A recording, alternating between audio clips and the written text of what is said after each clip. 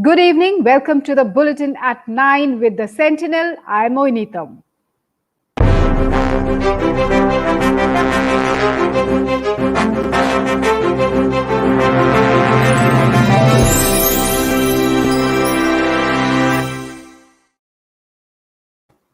First up, the top headlines at this hour.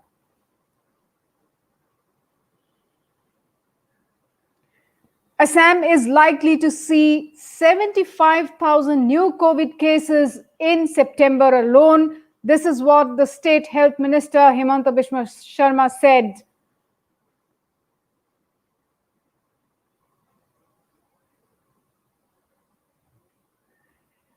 Centre's directive to all states and union territories: retest all symptomatic COVID-19 negative cases of rapid antigen test.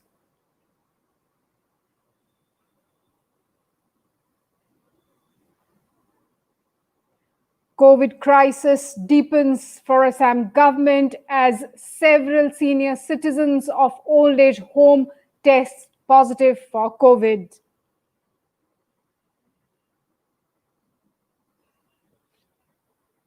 The top story, viewers, of course, at this point of time is the rising number of COVID cases across Guwahati and the state of Assam. Of course, the numbers are rising across the northeastern states and whole of India.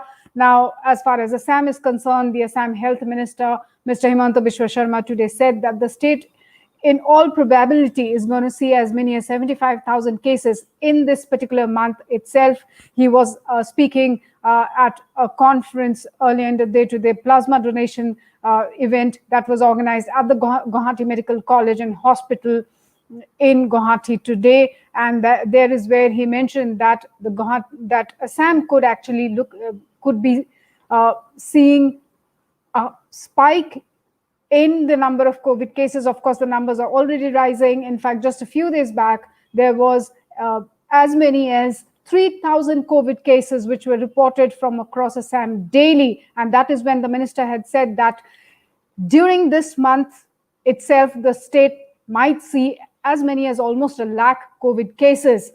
But today he said that it is likely that the daily number of COVID cases, the new cases, could be as many as 2,500, resulting in 75,000 cases during this month itself. Of course, he further said that the challenge of fighting COVID would continue till at least the month of November. Now, in the meanwhile, the total number of cases in the state stands at 1,33,066. The active number of cases at 29,163, and the death toll is at 396. The number of deaths also rising across Assam. Now, all of these numbers rising, the pressure building up, not just on the government hospitals, but as well as the private hospitals, hospitals running out of beds for COVID patients, oxygen under a lot of stress, the oxygen kits under a lot of stress. There too, the government is having to ensure that enough oxygen cylinders are in supply for every hospital across the city of Guwahati as well as other parts of Assam.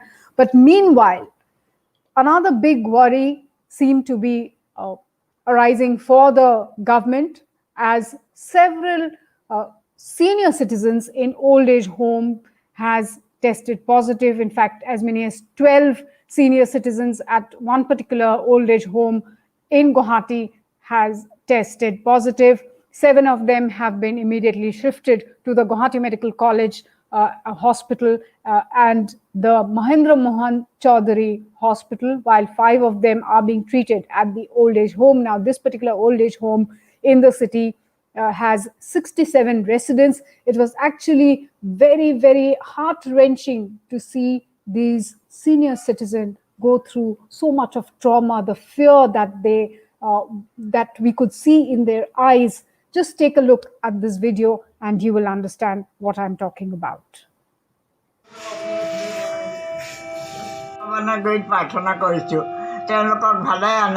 আৰু বাকী যাৰ য'ত যেনেকৈ যি হৈছে সকলো যেন আৰোগ্য হয়। মোৰ এইটোৱে একমাত্ৰ ভাৱনা। মই এইকেইদিন একো অইন কথা ভবা নাই। মই একমাত্ৰ ভগৱানক ভাবি আছোঁ হে প্ৰভু তুমি ৰক্ষা কৰা, তুমি ৰক্ষা কৰা। পৰীক্ষা কৰি চাই গৈছে মোৰ গাত হেৰি নাই দিয়া, মোৰ ওচৰৰ কেইগৰাকী গাতো নাই। আইতা আহিবা দে। ক'ত যাবা? বেমাৰ হেৰি ভাল কৰিলে যাম আকৌ মেডিকেললৈ। মেডিকেল যাবা? আৰু কিবা ক'বা নেকি? আৰু একো নকওঁ, কি ক'ম। মনটো বেয়া লাগিছে নেকি আইতা? একো প্ৰব্লেম নাই? মোৰ গাটো এনেও বেয়া লাগি আছে। ভয় খাইছে আইতা? একো নহয়, ভয় খাবলগীয়া কথা নাই। আৰু এতিয়া নিব আকৌ লৈ আহিব। আইতা নমস্কাৰ, ভয় খাইছা নেকি তুমি? ভয়টো লাগছে। কিমান লাগিছে? বহুত ভাল লাগিছে। একো নাই, আমি আছোঁ ন আইতা, চব আছে।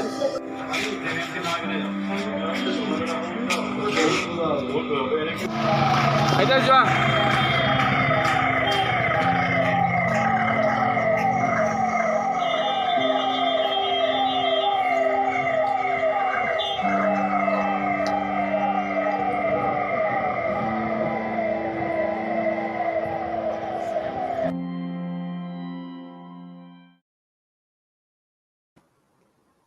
Now, the worrisome factor is that the beds, like I mentioned, are just not there. The Guwahati Medical College and Hospital has already run out of all the paying cabins. Of course, some of the high-profile cases, some of the politicians who were admitted there are being released today. That could actually free up few of the paying cabins, but needless to say, people must be already queuing up to check into those paying cabins. As far as the general ward beds are concerned, all government hospitals are filled. So is the condition as far as the most of the leading private hospitals in the city is concerned. Now, as far as senior citizens' health is concerned, it's the government's protocol that the minute they test positive, they have to be hospitalized. Now, with 12 senior citizens from one particular old age home testing positive, well, viewers, I don't have to say much. You all understand how grim the situation is at this point of time. Of course, we will continue to bring you all the updates on their health and also the status of how our senior citizens are doing across the old age homes of Guwahati. Now, moving on to other news, there has been a directive issued by the Union Health Ministry that has directed all the states and union territories to mandatorily retest all symptomatic coronavirus negative cases of rapid antigen tests through RT-PCR. The advisory comes as India today saw a record single-day spike of almost 1 lakh infections. Now, the tests have been made mandatory, the retest, in fact, for all those people who are symptomatic but had tested negative while they had gone for their rapid antigen tests. Now they have to go through the RT-PCR test, and this has been made mandatory by the central government, and every state and the union territories will have to follow by this directive issued by the government of India, the health department of the government of India. Now, in fact, India today saw a spike of nearly 1 lakh cases. In this regard, the Union Health Ministry and ICMR have jointly written to all the states and union territories and urged them to ensure that all symptomatic negative cases of RAT, that's rapid antigen test, are mandatorily tested using the RT-PCR. This is necessary to ensure that such symptomatic negative cases do not spread the disease among their contacts. This will also ensure early detection and isolation or hospitalization of such false negatives. So definitely a move that could go a long way in curbing the spread of the virus that we are witnessing across the country at this point of time. Meanwhile, as far as the COVID vaccine is concerned, Serum Institute of India has decided to halt ongoing clinical trials in India of the COVID-19 candidate developed by the University of Oxford until AstraZeneca restarts its own global trials of the vaccine. The development comes a day after the Pune headquartered firm announced that the Swedish-British drug giant's decision to pause the ongoing trials while it reviewed a potential safety concern would not impact the testing underway in India. The development comes a day after the Drug Controller General of India issued a show cause notice to the Pune-based Serum Institute of India for failing to share the information about the pause on AstraZeneca vaccine. On Tuesday evening, AstraZeneca had announced that it was temporarily halting the global trials after one participant developed a potentially unexplained illness. Meanwhile, Assam Health Minister Himanta Biswa Sharma today said that a vaccine is most unlikely till the year end as far as the state is concerned. Now, moving on to news from the state of Meghalaya, Meghalaya Chief Minister Conrad Sangma submitted a memorandum to the donor minister Jitendra Singh requesting for additional fund of 23 crore rupees under the non-lapsable central pool of resources component for infrastructure requirement in the construction of the Shillong International Center for Performing Arts and Culture at Modingdiang. Now, this is the fund that the Chief Minister of Meghalaya has sought for the development of the Center for Performing Arts and Culture in Shillong. He has requested for an additional fund of 23 crore rupees. And the project was funded under NLCPR at a cost of 151.33 crore rupees. However, since the sanction amount did not cover the requirement of the high quality audiovisual equipment, the Meghalaya government had also requested a sanction of 22.85 crores from the Ministry of Tribal Affairs and the Northeast Council. The Ministry of Tribal Affairs has sanctioned an amount of 12.85 crore rupees, while the NEC has agreed to provide another 10 crore rupees for the project. It may be mentioned that this particular center has been designed as an iconic and state-of-the-art center, which is expected to contribute to the development and promotion of arts and culture of Meghalaya and the entire Northeast.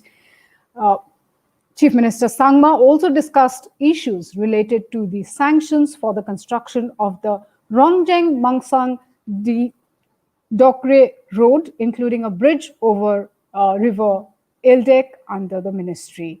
So, a lot of developmental work being focused at by the Meghalaya Chief Minister, something that he has constantly been doing while fighting COVID in the state.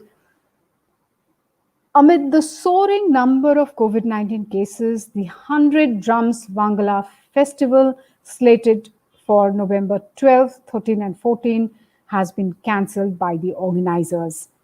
The decision to this effect was taken by the 100 Drums Wangala Organizing Committee following an emergent meeting held at its headquarters near Tura in Meghalaya. So, of course, the decision was taken because of the rising number of cases, and look at how beautiful that particular photograph looks and how beautiful the festival would look when it's organized. Unfortunately, has been cancelled this time round due to COVID. Now, moving on to news about Kangana Ranaut and her tussle with the Maharashtra government and the Brihan Mumbai Municipal Corporation, or BMC, demolishing parts of her office, her Bandra office. Now, today was a hearing at the Bombay High Court, and BMC, in fact, tried to justify its act of demolishing parts of Kangana's office property at Pali Hill, presenting its side before the Bombay High Court.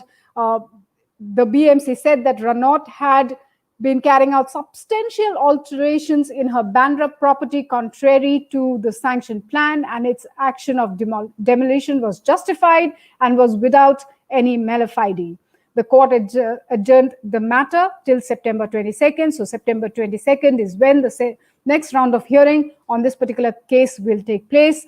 The court had on Wednesday stayed the demolition of alleged unauthorized structures at Kangana's Pali Hill office hours after the BMC had started the exercise. A division bench of Justices S.J. Kathawala and R.I. Chagla said the BMC's action prima facie does not appear to be bona fide and smacks of mala fide, and directed the civic body to file an affidavit in response to the plea. The restraining order will continue until further hearing, which means that the BMC will not be able to go and demolish the remaining of the alleged illegal construction in Kangana's office space in Pali Hill, because the restraining order from the Bombay court holds till the next round of hearing takes place, and the next round of hearing for the case has been fixed on September 22nd.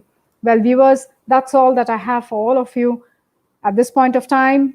Thank you so much for joining me, but do not forget to tune in to sentinelsm.com, because the news and updates continue there, and also news and updates from the House of Sentinel is available on YouTube, Instagram, Twitter, and also our videos will be available on Editor G. Do not forget to log in and find all our news and updates and video stories across all of these platforms. Once again, thank you so much for joining me. Till we meet again, take care, stay safe, good night, and goodbye.